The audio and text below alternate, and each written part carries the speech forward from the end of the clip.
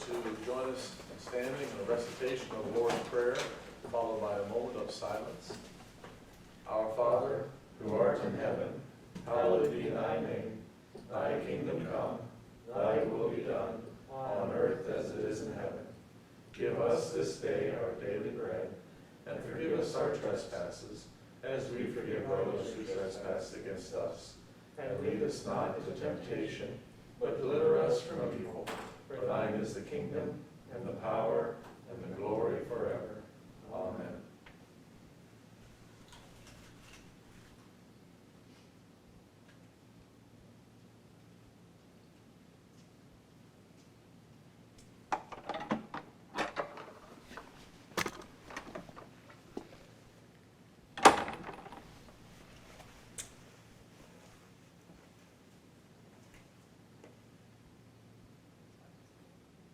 It is now 7 o'clock. Shelby City Council meeting is called to order. Please join me in the Pledge of Allegiance. I pledge allegiance to the flag of the United States of America and to the republic for which it stands, one nation, under God, indivisible, with liberty and justice for all. Be seated, please.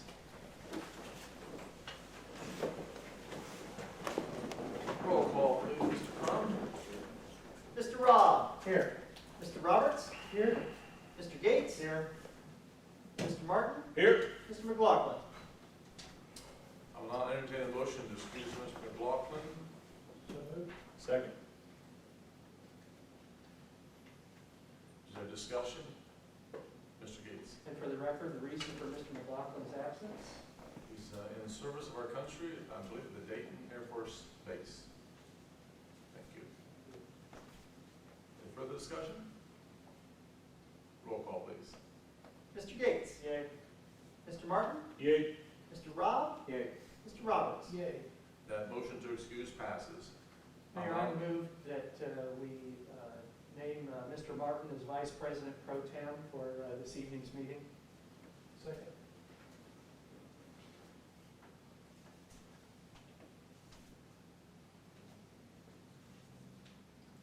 We have a motion by Mr. Gates and a second by Mr. Roberts to name Mr. Martin, Councilman Martin, as Vice President Pro Tem this evening in absence of Councilman McLaughlin.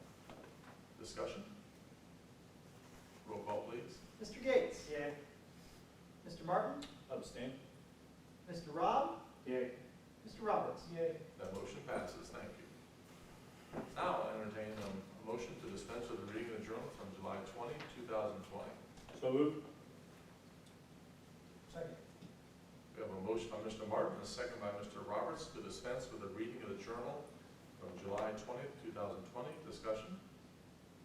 Roll call, please. Mr. Gates. Yay. Mr. Martin. Yay. Mr. Robb. Yay. Mr. Roberts. Yay. That motion passes. Now comes the time for public comment. If there's anyone in the audience tonight that would like to make public comment, I did not receive any at City Hall as far as receptions there at City Hall by email or by submission.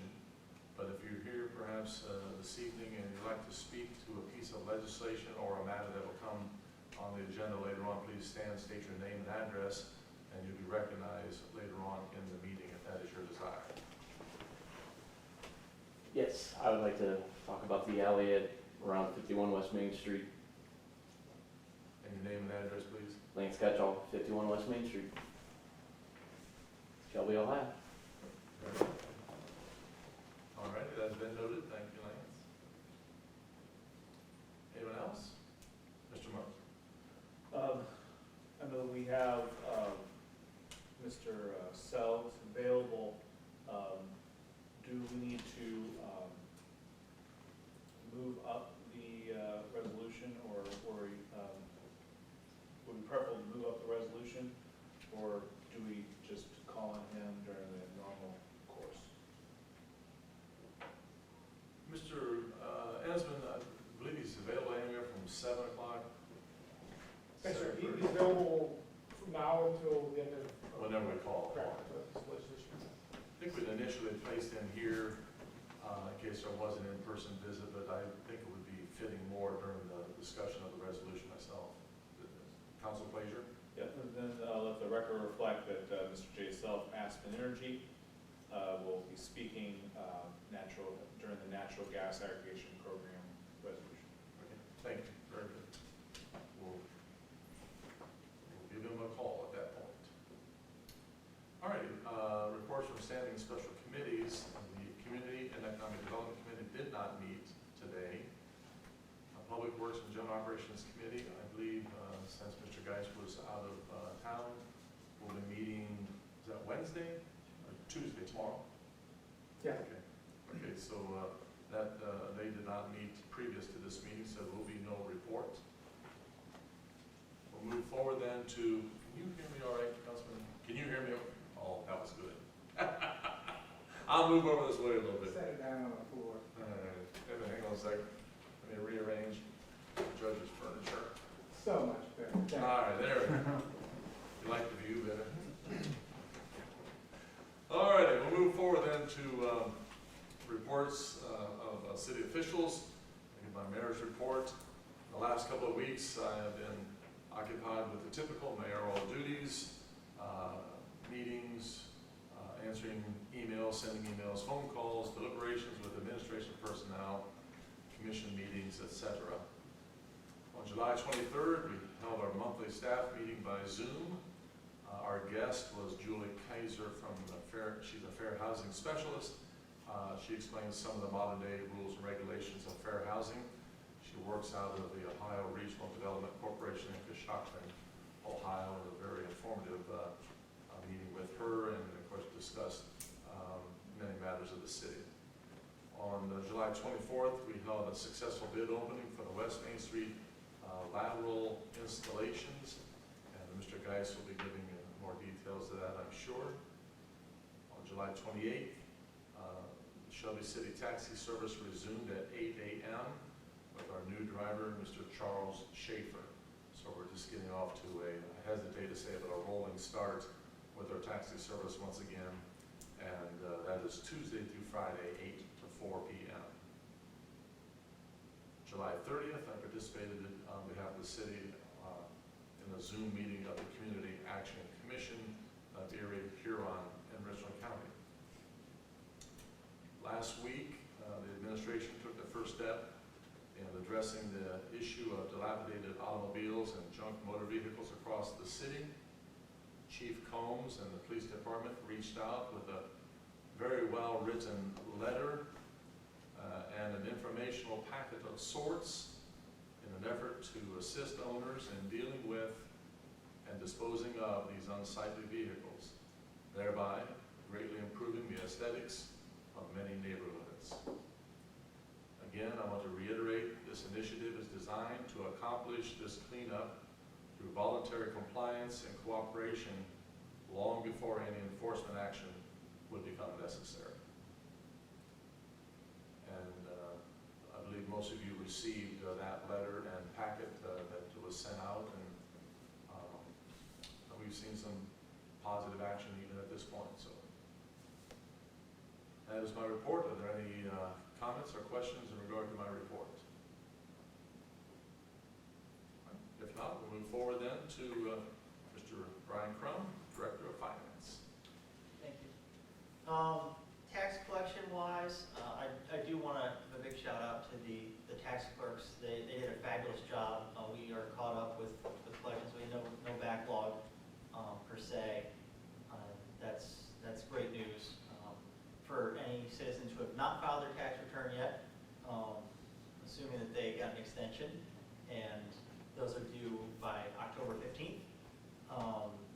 Payments were due on July 15th, so if you have not paid your taxes, you should probably either mail in a return quickly or stop by City Hall and have the tax clerks prepare your return for you.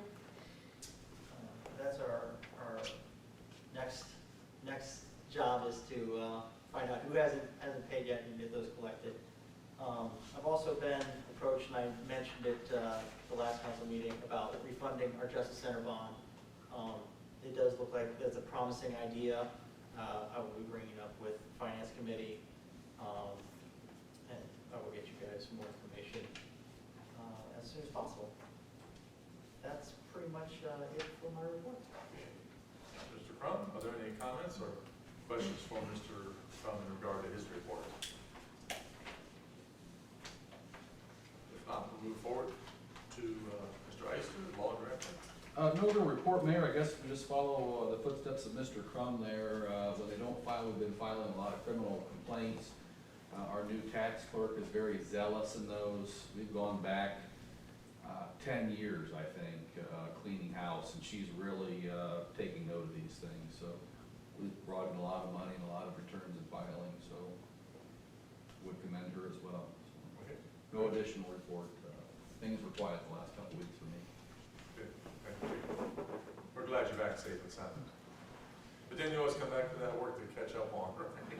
Welcome back. And by the way, all right, are there any comments or questions for Mr. Eister in regard to his brief recap? All right, we'll move forward to Mr. Geis, project work. Thank you, Mayor. As the mayor said, we did open up our bids for the lateral project on West Main Street Sewer. BK Layer was the low bidder of $96,836. The estimate was $118,800, so that's quite a bit of savings for those residents and our grant dollars. This Friday, the East Main Street Sewer Project will start advertising. That's a Ohio Public Works Commission project. We did receive the contracts from the state for that, and the mayor has signed those, and we'll submit those back to the state tomorrow, and everything should be good to go. So, just playing catch up on last week, so there was a lot going on. I too have a stack to get through, so that's all I have. Okay, thank you, Mr. Geis. Are there any comments? And welcome back to you as well. Are there any comments or questions in regard to his report? If not, we'll move forward to new business. First business is a committee of the whole meeting to discuss Weber Alley. Is there a motion? Mayor, I move that council meet as committee of the whole. Second.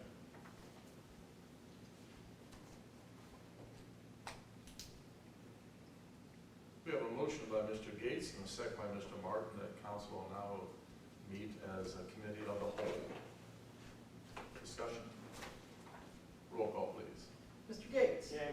Mr. Martin? Yay. Mr. Rob? Yay. Mr. Roberts? Yay. The motion passes and council goes into a committee of the whole at 7:11 p.m. Mr. Martin. Thank you, Mayor. All right. I'll go ahead and start, I assume. Mr. Gates, giving us a recap of why we're in this committee of the whole and what we hope to accomplish. Thank you. I had gotten some information from Jessica Gribben regarding the potential for granting an easement for Weber Alley. She had provided me the easement agreement that the city of Ashland had used in a similar situation. So using that, I went through and came up with a draft. And I want to say that on my hard drive, my copy of this has a watermark that says draft across that. I think that watermarks don't photocopy well at all, so that's why it doesn't say that. I want to be very clear that this was a draft agreement. So once I had gone through and made the changes that I thought were applicable to our situation, it got forwarded to Mr. Gutschall at Weber's. He had, last weekend, had someone review it, and a copy of that person's suggestions were included in the packet for council members. At that point, the issues that were brought up, I thought were more than what I felt comfortable as a single member of council working on, and therefore made it asked that this be placed on the agenda as a committee of the whole. We also have included in our packet is the drawing and the legal description from Croker and Associates, so we know exactly what property we are talking about here. So that's where we're at in getting it on the agenda. And of course, when I asked for it, sent it out to my colleagues and included members of the administration, the law director has shared his thoughts. And I'll summarize those because I'm not his legal representative. I'm not here as his spokesperson. But there are three existing three existing laws that complicate this issue. In the first email, he cited codified ordinance 612.11. The title is public consumption. That's an ordinance that was adopted by this council. He also, in that same email, cited codified ordinance 612.07, which says open container prohibited. Now, that is a city ordinance, but it is a duplicate of state law, and that's Ohio Revised Code 4301.62. So even if we did not have that in our ordinance book, it would still exist as law. And then in a most recent email that came today, he cited, if I can find it here, was in the 400s about putting, there it is, 412.01, placing injurious material or obstruction in the street. And again, that is strictly a city ordinance. So I was aware of the public consumption one, that which is very short. The open container, I wasn't that much aware of. So what I thought we might be able to resolve some way can still be resolved, but it's not going to be as easy to resolve, Mr. Chairman, as what I might hope. Which seldom is. Dealing with government, the issues are seldom simple and the solutions are never simple. So,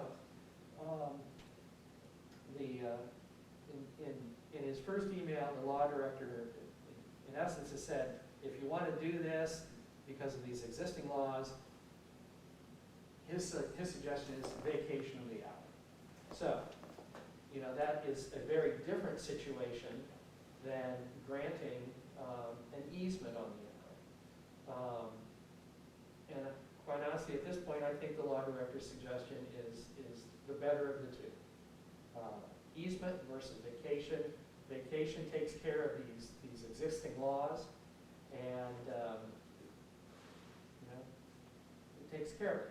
But vacating the alley becomes a little bit more dicey than simple, because the standard vacation cuts the street, the alley, the right-of-way in two, and it goes, half to each property.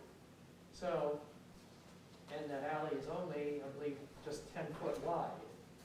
So, yes, 10 foot wide. So,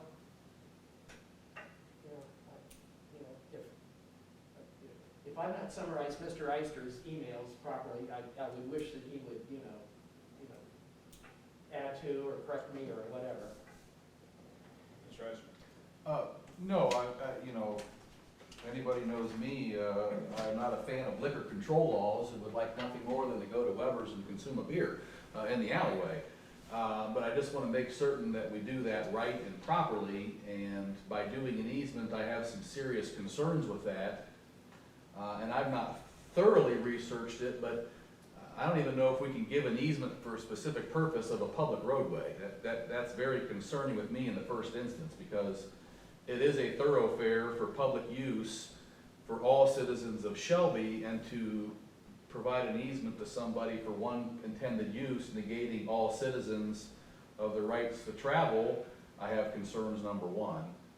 But then two, the liquor control laws, et cetera. So,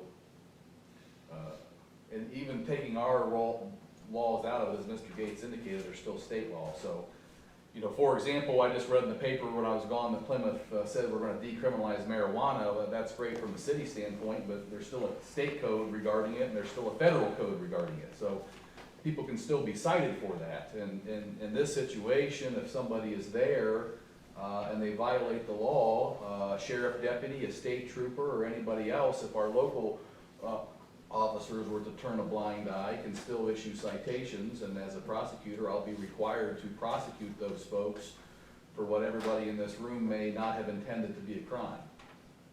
So I might just caution counsel to say, let's do this in the right manner. And the only right manner that I see to do it is to vacate the alley. And I am uncertain of liquor permits and those sorts of things too, if the whatever classification you would have would allow him to venture off non-owned property. I've not researched that, but that would be for your legal counsel. So those are just concerns to me. I know in the past, at least I recall during my tenure, we did an alley vacation where we gave all the property to the one owner and did not split it. Or maybe we could somehow coordinate, I think that's Adams, Albert, and Curry, I don't know who the rightful owner of that is, if it's AAC or Kenny Albert or who that is, maybe coordinate some kind of lease agreement back to them or something to protect them in this situation. They seem to have no issues whatsoever with it. And I don't think they do. Yeah, I've talked to them. Yeah, I don't think they have any issue whatsoever, it's just a matter, I just wanna make sure we legally do it right. I'm 100% with what you're saying. I want it to be done correctly as well. And I'd rather you just own it outright and do what you want with your property. But if we have people up there now under an easement and a state trooper responds to a bar fight and there's people in the alleyway, well, now all of a sudden we got city codes and RC codes about public consumption that people violated the law. Is there a difference between an easement and a lease? Yes, there is a legal distinction, but I don't know that that gets you where you want to be still. It's still, at the end of the day, city-owned property. So even if we give you a leasehold or a lease agreement, it's still city-owned. And the main concerning thing to me from the first is it's a public alleyway. I think that puts us in a whole different analysis as well. So, again, I think we all know the goal, I just want to get to the end goal the right way. Is it able to be changed from a public alleyway to just city-owned property? Go through that process to declassify it as an alley. At the end of the day, it's still city-owned property. We have two ordinances that talk about no consumption on city-owned property, which council would have to vacate. But I assume council does not want to vacate because I don't think we want to spot zone and say, you can drink everywhere, you can drink here in town, but not over here. I mean, that's going to create me a prosecution nightmare down the road. And I think we need to be consistent. Yeah, and we are looking into, especially with the district that we have down there, maybe an entertainment district in the future or something like that, to work through some of this stuff. But, again, that doesn't get us where we want to be in this particular case, because it has to involve multiple establishments, and this only involves the one. So, it's not exactly, we could even say, oh, this is an entertainment district and it's one little block area. It can't be that way. I think it has to have at least 4 establishments. So that's those are things that we're working through in the back end to look at what we can do to further help our downtown. But that's not really, I guess, germane to the topic right now. But I do want to make people aware that we are trying to look at some of these things. So if we, Mr. Iser, it's my understanding that if we were to vacate and we did it in such a manner that the whole alley goes to Weber's, we can still do deed restrictions to make sure that we have access to utilities and stuff like that. Yeah, if we deed that over, I mean, the starting point is that it splits in the middle, half goes to each owner. I know in the past we've done it with consent of both owners, it would go one way.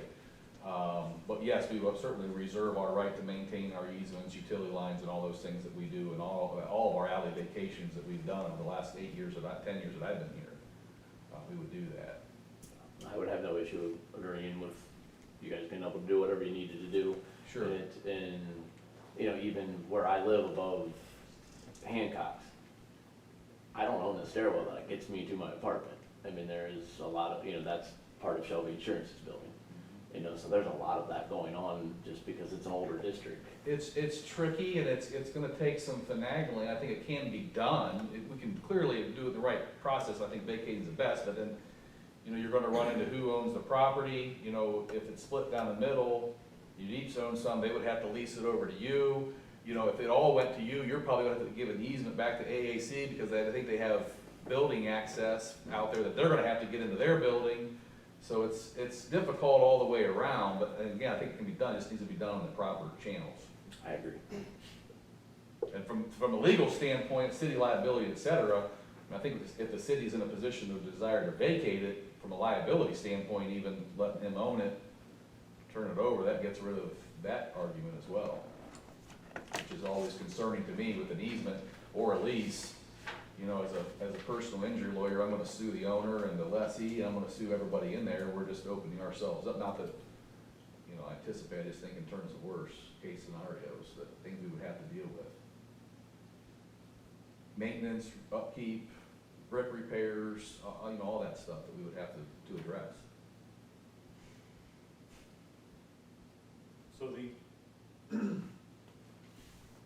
basically they have two options, is what I'm hearing. One's going through easement, and then the other is to vacate. I do not believe easement is an option legally, just to be clear. I don't think that is a legal viable option based on the alleyway classification. So, Mr. Gates, process for vacating if we decide to go that direction? The first thing that council has to do is pass a resolution of our intent to vacate. Assuming that passes, and of course, you know, because this isn't going to be the traditional cut in half, a la Solomon and the baby. A very bad metaphor, I'll identify myself. But you're chuckling, so you got it, so that's good.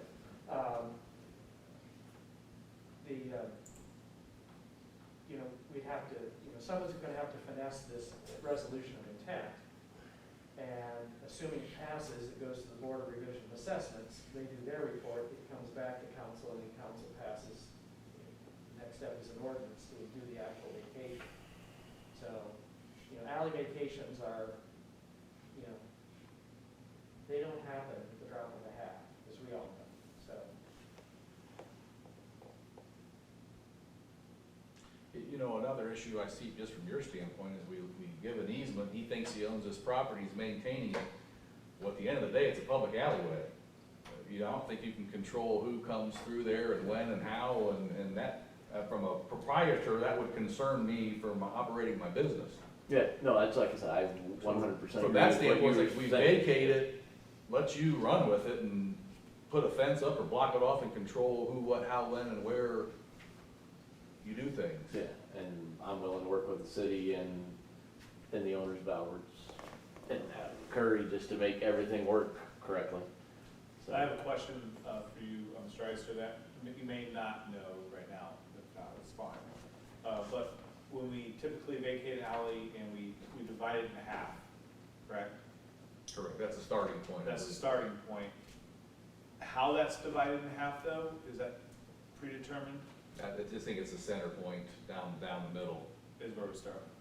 Because the reason I was Because asking. it's the center point of the roadway, half the road goes right, half the road goes left. The reason I was asking is if you know, looking at the drawings of this alleyway, if we, instead of cutting from the center point on a vertical seam, if we cut it on a horizontal seam, and one went to one property, one went to the other, that would solve the issue just looking at the drawings, because half of the alleyway wasn't going to be affected by this easement anyways. So I don't know if that's. Okay, we're gonna look into that. But that's gonna be, Yeah, that's we'll have to look into that anyways for the I next think if step. everybody's on board, and everybody has the intent, and we start with the result or conclusion, and work ourselves backwards legally to accomplish that task, with everybody on board in agreement, we can figure it out. Even if it took a property split to half, and then Adams Albert Curry deeds some of it back over, I mean, we can finagle that how we need to.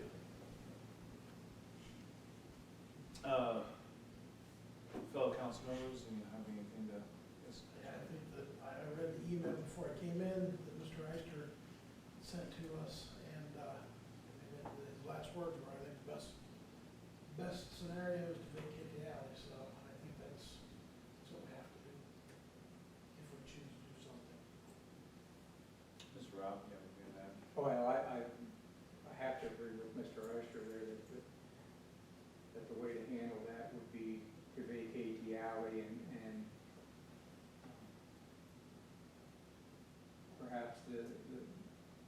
the way to deal with that is just put to the vacation, the way we typically do, and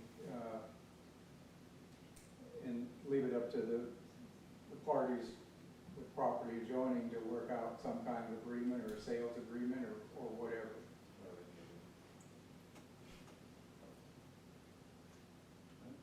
At this point, I would like to commend Mr. Eister. I've worked with many lawyers in the past, and there are basically two types of lawyers. There are the types that will, you give them a, is this good to go? They will say either yes or no. And in this case, you could have very well said, it's not legal, guys, we can't do this easement. And then there's the other type of lawyer who are like, hey, I get where you're trying to get to, here's how we actually legally get there. So I definitely appreciate that the representation for our city is helping us get to where we need to get with the intent of counsel the legal way versus just say, no, come back with something else on your own. So I definitely appreciate that. Anything else, Mr. Gates? I move the committee of the whole adjourn. Second.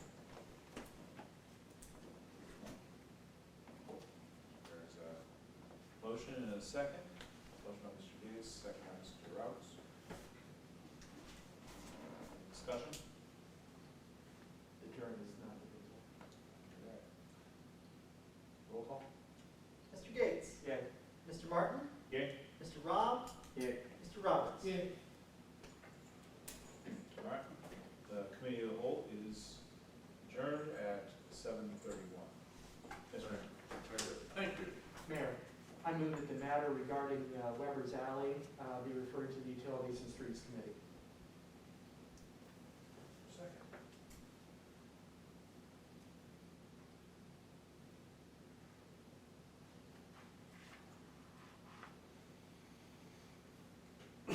We have a motion by Mr. Gates and a second by Mr. Roberts that the matter of the Weber's Alley be referred to the Utilities and Streets Committee. Discussion? Roll call, please.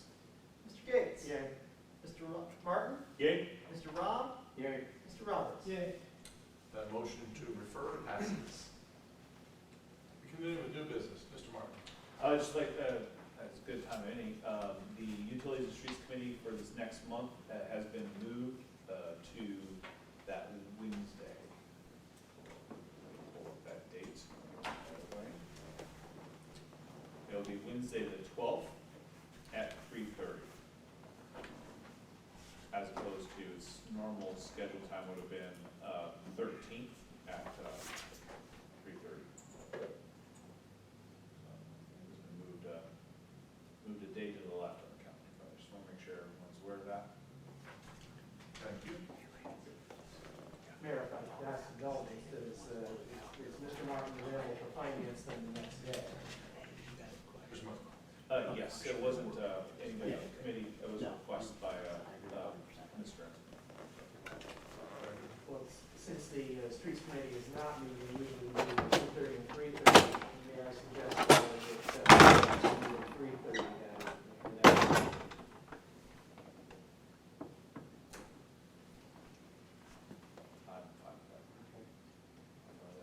And we'll, the clerk of council then will take care of the notifications for that.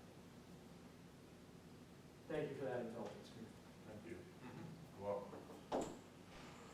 Any further new business? I'll move forward to unfinished business, the future use of the Main Street Fire Station. We are still awaiting word of that business transaction. So at this point, there's no ability for us to bring anything to council. The exterior part of the maintenance at 59 West Main Street remains pretty much status quo at this point. Any other unfinished business? If not, we'll move forward to legislation. Ordinance number 16-2020, amending chapter 1040 Water, section 1040.04, rules, regulations, and fixed charges for municipal water system, production cost adjuster, Rule 35, Rule 36, and Rule 37, in the codified ordinances of the city of Shelby, Ohio. Move for third reading. Second?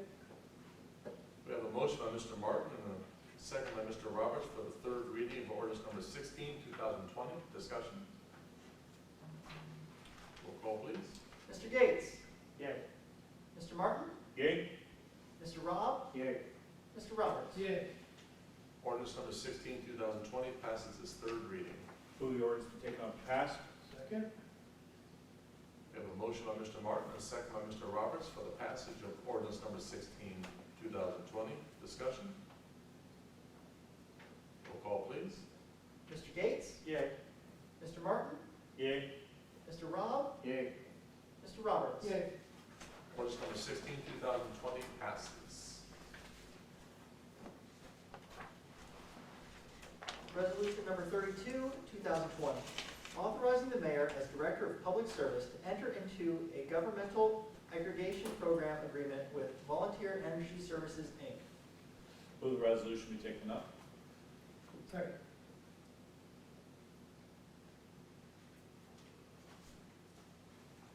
We have a motion by Mr. Martin and a second by Mr. Roberts for passage of resolution number 32, 2020. Discussion, and I'm trying to reach Mr. Jay Sell even as we speak. Hi, Jay. Hey, this is Mayor Shag here. We're going to put you on speaker. We're just beginning discussion of the resolution here. So I'm going to put you on speaker. Thank you, sir. Okay, Jay, there you go. Okay, good evening, everyone. Good evening. Go ahead, Jay. Okay, great. So all we're doing today is securing a rate with the adder lower than where we were at last time around.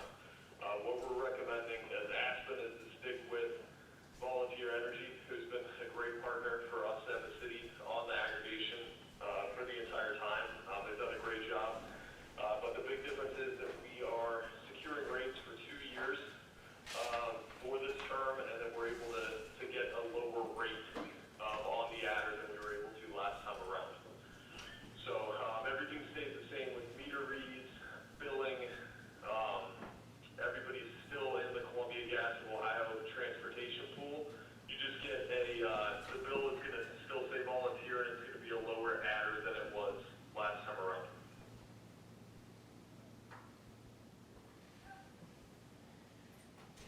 Okay. We'll have a few questions here probably, Jay, so Councilman Munger. Yes, I know we had talked about this, and I don't know if we were able to pull figures of how much we were able to save the city over the previous contract. Mr. Ensman? Well, Mr. South, yes. Yes, I believe the savings, John Esmond, I believe, has that as well, but I think the savings since the beginning of the program has been close to $50,000 of what we've been able to save the community based upon actual usage and historical prices that we were able to secure compared to what the Columbia Gas of Ohio standard choice offer was. Thank you. Yep. Mr. Gates. Thank you, Mayor. Looking at the agreement on page 3, at the top, where it talks about opt-out activities, do people have to re-opt out? The opt-out has to happen every 2 years per the Public Utilities Commission of Ohio. So each 2 years, there has to be an opt-out sent out to participants, and they have to then have the choice of continuing with the program or not. So each individual home or small business that would qualify would personally have the opportunity whether or not to continue with the program. Being that the savings is below where Columbia Gas of Ohio is on their standard choice offer, it's kind of a no-brainer to continue. But if residents or participants do want to go out and shop on their own, they're able to at any time. Per PUCO rules, we got to do it once every 2 years. So that's where we're at now. Coming up here in, I believe, November. I had a note at the bottom, I'm wondering if we know the number of customers that have remained with Columbia Gas, the number of customers getting their natural gas through Vessi, and then other. We have an idea how that is. Number of participants I don't have right on me at this point in time, but that's something that we can provide to the community. So if there are questions moving forward on participation amounts, we can definitely get you guys more information on that. But participation, I know historically within the community has been strong, and it's been a great program for everyone involved from everything that I've gathered over the years of running the program. As far as specific number of participants, that's something I can get you guys if you'd like to be able to provide the community with that on the website, or if you get calls in, I'm happy to try and provide that information for you. It should be pretty easy to get. So, Mayor, that's more my curiosity, just wanting to know, is this much ado about nothing, or is it significant? So. Percentages might be helpful if you Yeah, or say percentages, yeah. 75% or. Either, whole numbers or percentages. Yeah. That'd be fine. Yeah, that's a great idea for curiosity and to be able to gauge program participation. It's important to be able to see how many eligible accounts are there, how many people are actually participating. So yeah, that's some information that I can get and to be able to have for the community as we move forward. I know participation has been strong historically, and I would expect it to stay the same. The big thing with this program, in my mind, is you're giving the people an option to have a lower rate than Columbia. And then they have the option not only within the opt-out period, but any time within these 2 years to opt out at any time at no cost. So you're providing a great option of a savings.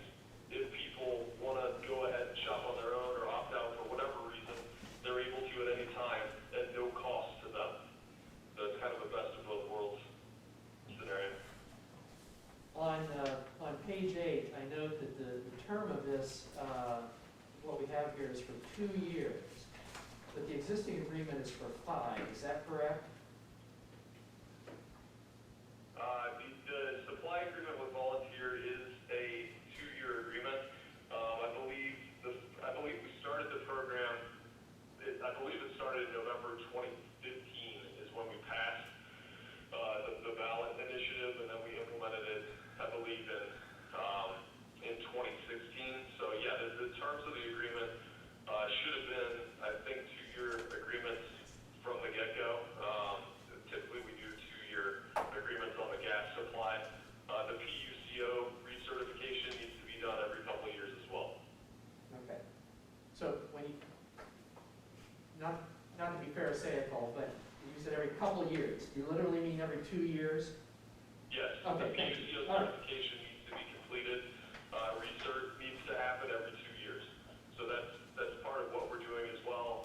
We assist with the certification process along with Volunteer Energy to have the city be a natural gas aggregator through the Public Utilities Commission of Ohio. That's something we need to do every 2 years. We need to do opt-out letters each 2 years as well through the PUCO. Jumping to page 11, Article 13 on confidentiality. There's three sections in this article, and I've said this at other times, Mayor. You know that these confidentiality things in here are just taking up space. We do have public records here in the state of Ohio. There are exceptions to public records law, and this contract is not one of them. I understand, and I'm not here to beat up on corporations, but I know that corporations hate public records. It's their MO is to keep things quiet, even to the extent sometimes of keeping things, secret from their stockholders. And I'm not alleging that that's the case here. But just so that we know that this is a little dance that we're doing here, that, if push comes to shove, means nothing. So, end of speech.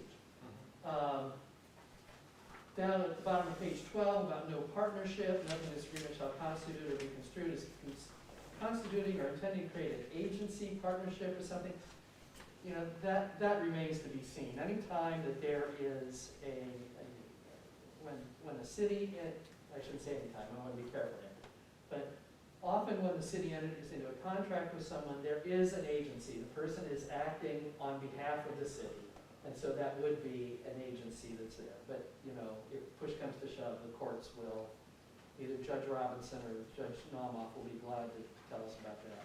But jumping to the next page, and here's where I have a question that I don't know.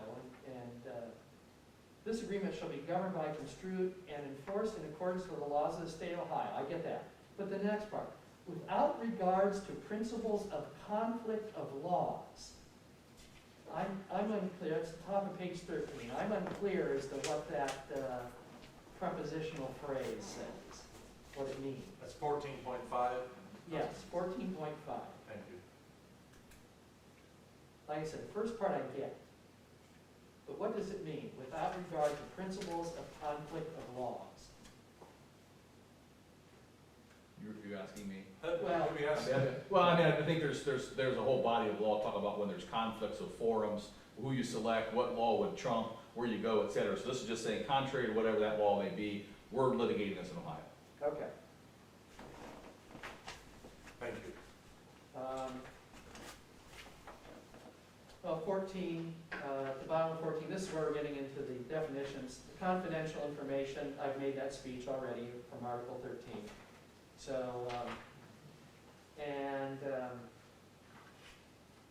the last I had is on page 18 where my question was, what's the current rate? And obviously we are lower than what the current rate is, so I guess what the current rate is not all that relevant. If we're getting a lower rate, then you know, we know that natural gas prices have just plummeted thanks to fracking.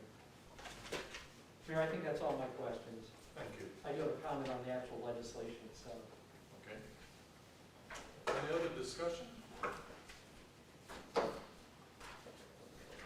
Further discussion? Mr. Gates? Mayor, in the second whereas paragraph, I think there's something missing there. Whereas the city of Shelby is required and previously entered into a governmental aggregation program, is required to do what?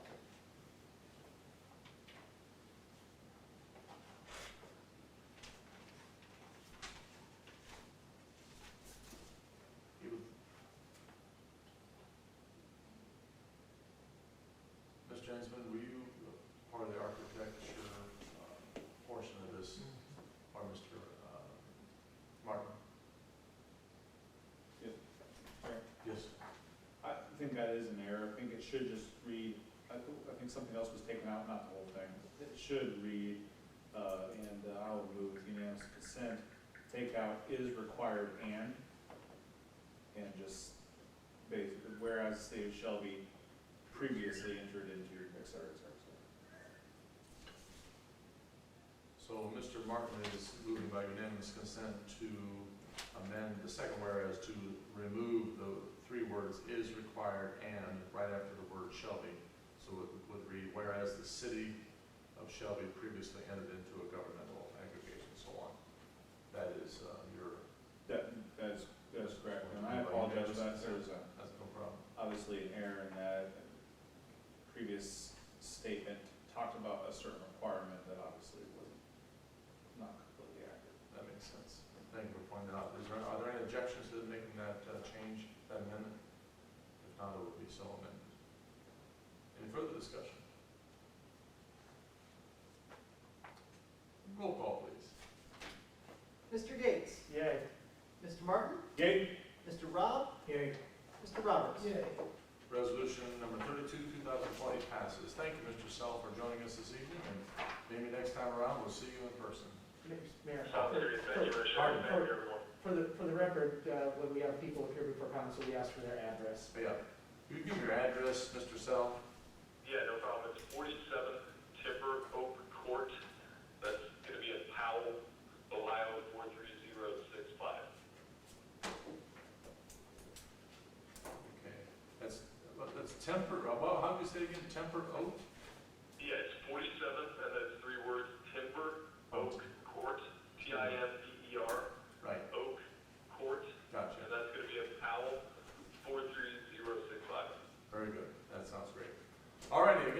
sir. All righty, appreciate it. Have a good evening. Yep, you too, thank you. Bye-bye. Anyway. Resolution number 33, 2020. Authorizing the mayor as Director of Public Safety of the City of Shelby to apply for the 2020 Coronavirus Emergency Supplemental Funding Program from the Office of Criminal Justice Services, OCJS, and declaring an emergency. The resolution be taken and passed. Second.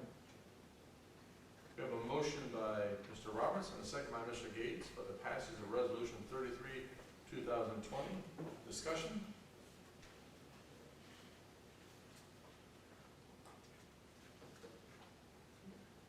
Roll call, please. Mr. Gates? Yay. Mr. Martin? Yay. Mr. Rob? Yay. Mr. Roberts? Yay. Resolution number 33, 2020 passes. Resolution number 34, 2020. Authorizing the mayor as Director of Public Service to enter into a modification agreement with Richland Engineering Limited for design services for the Smiley Gamble intersection project in the amount of $5,379 and $0.100 as an increase and declaring an emergency. Move the resolution taken and passed. Second. We have a motion by Mr. Martin, a second by Mr. Gates for the passage of Resolution 34, 2020. Discussion? Mr. Geis. I did include a letter from the engineering firm. The biggest delay was the traffic poles and so forth caused a big delay on all the project and everything, so they're simply requesting some additional monies to take up the additional time that they put into the project. Thank you. Further discussion? Roll call, please. Mr. Gates? Yay. Mr. Martin? Yay. Mr. Rob? Yay. Mr. Roberts? Yay. Resolution number 34, 2020 passes.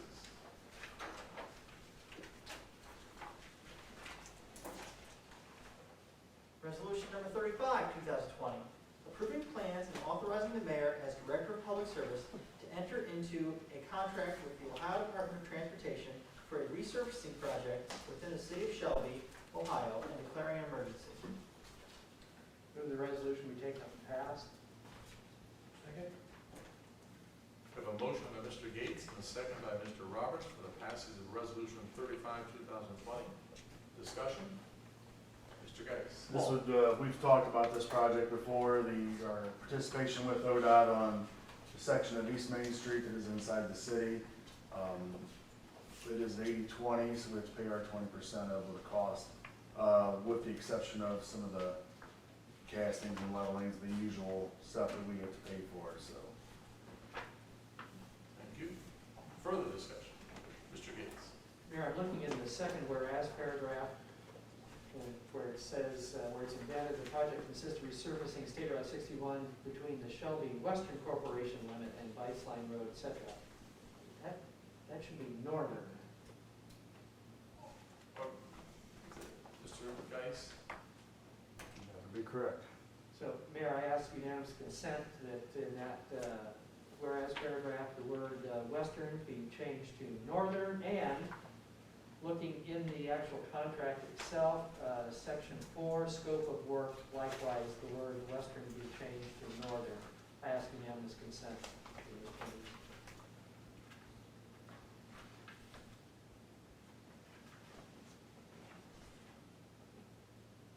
So Mr. Gates is asking my unanimous consent to amend the indented paragraph of the second whereas to remove the word western and replace it with northern, and also in the contract section 4 in the scope of the project to do exactly the same, remove the word western and replace it with the word northern. Is there any objection to that amendment by unanimous consent? If not, it will be so amended in both places. Further discussion? Mr. Gates. Mayor, in section 1, the third line down, officer is authorized and directed to issue an order on the treasurer or said sum upon the and so on. I believe that should be an order on the treasurer. So I would ask unanimous consent for that change. change, section 1, third line, change the word treasurer to treasurer. Yes, sir. So Mr. Gates is proposing we amend the third line, the word treasurer to the word treasurer. That is by unanimous consent. Are there any objections?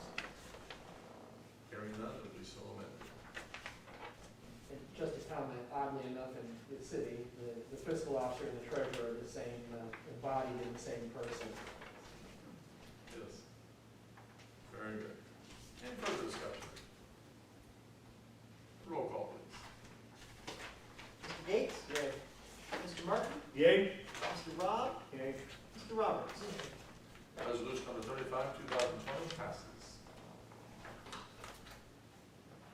Resolution number 36, 2020, authorizing the mayor as Director of Public Service to purchase a Ford F-250 pickup truck for the operation of the service department from Donnelly Ford of Shelby. The resolution be taken as passed. Second. We have a motion by Mr. Roberts and a second by Mr. Martin for the passage of Resolution 36, 2020. Discussion? Mr. Rob? As always, there's a necessity to replace and upgrade equipment at the service department.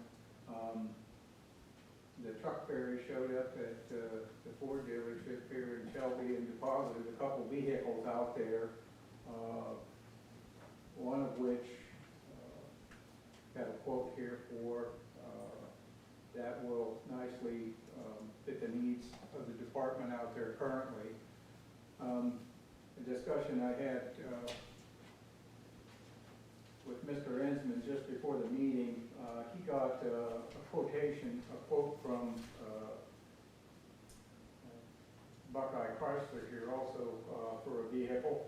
And comparing those, the Ford vehicle actually has more equipment with it than the Dodge vehicle, and the Ford vehicle is currently on the lot and can be picked up and put into use a whole lot quicker. My recommendation to go with the Ford, and the other quotes just there for you to have a look at.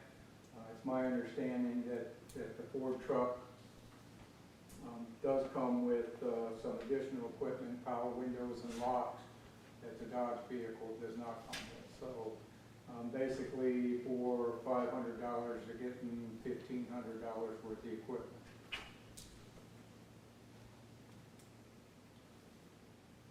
Further discussion?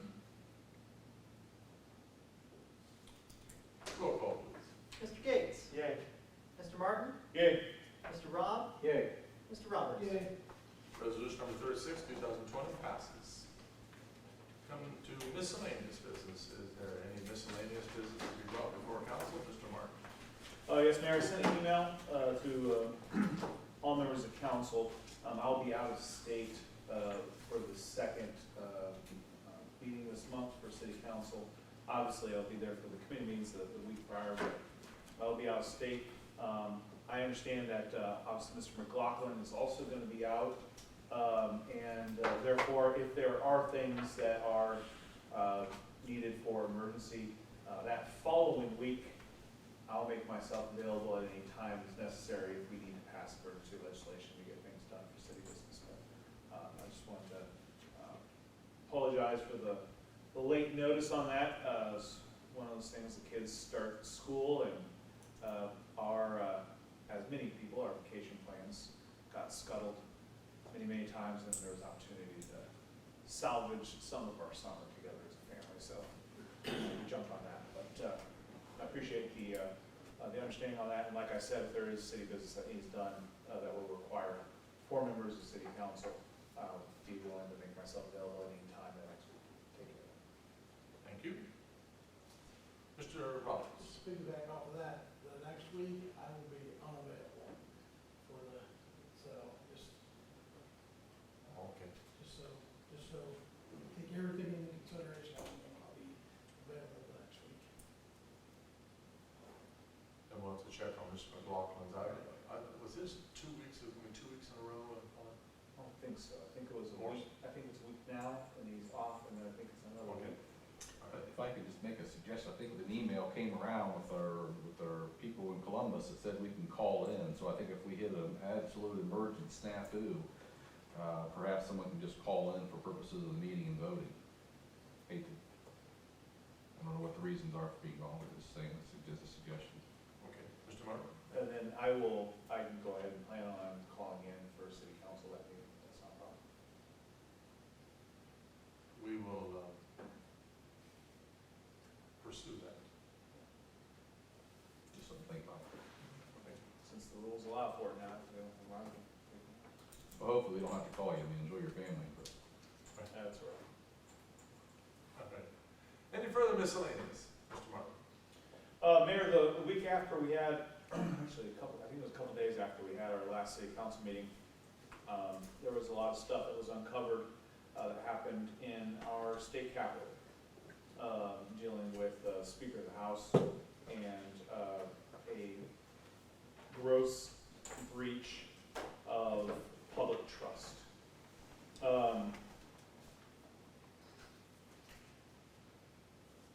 There are a few members of this council who, from the get-go, were opposed to the nuclear bailout. We voiced our opinions then, and that's kind of been rehashed.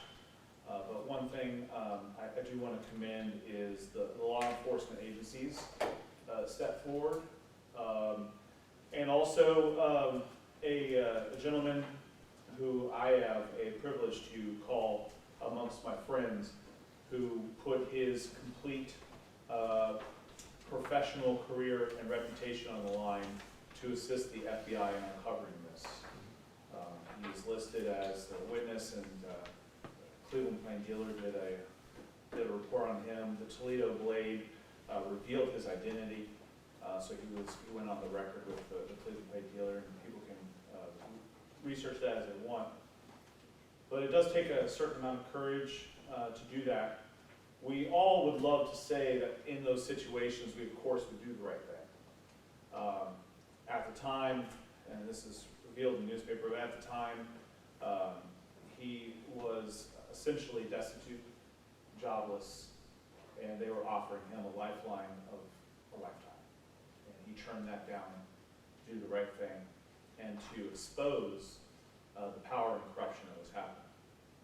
Of course, throughout my own previous campaign, I was a target of the Speaker of the House. And a lot of people in this community and the surrounding county got very vicious mailers full of dishonest claims, not just about me in particular, but attacking this body and things we had done as city council while you were on city council, Mayor, with me in 2013, 2014. Lots of falsehoods and lies. And to add insult to injury, to find out that those falsehoods and lies were paid for with bribe money and paid for by a public utility, utility who has over 6 million customers, and to think all those customers were unknowingly paying for those attacks on our community. I'm hopeful that justice is done, but we all have to understand that there is a certain breach of trust that happens when these things happen. Cynicism begins to grow in our hearts and minds about what else is happening, corruption in government. And these breaches of trust don't just relegate themselves to the people who were deliberately and personally responsible for them.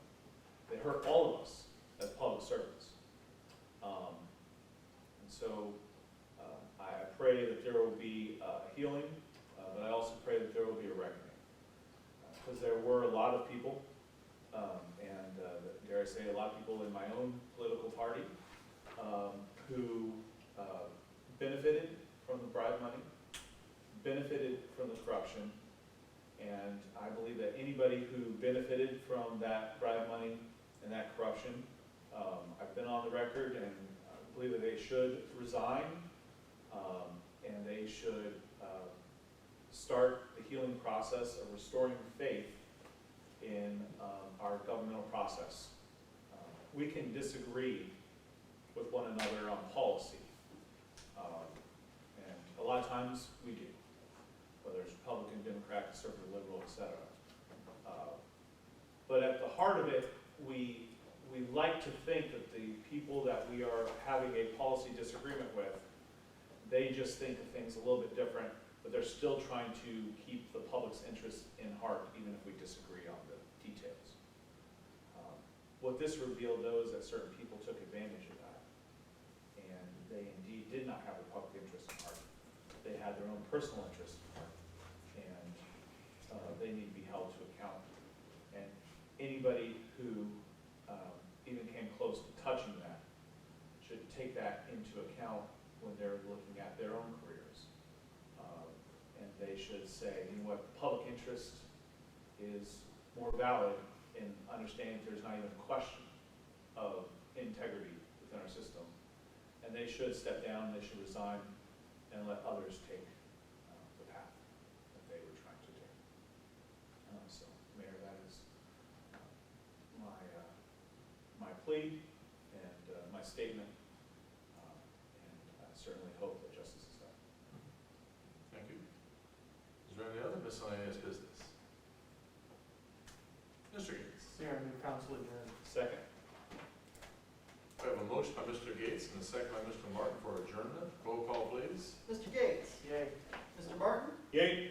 Mr. Rob? Yay. Mr. Roberts? Yay. Council adjourns at 8:06. Thank you,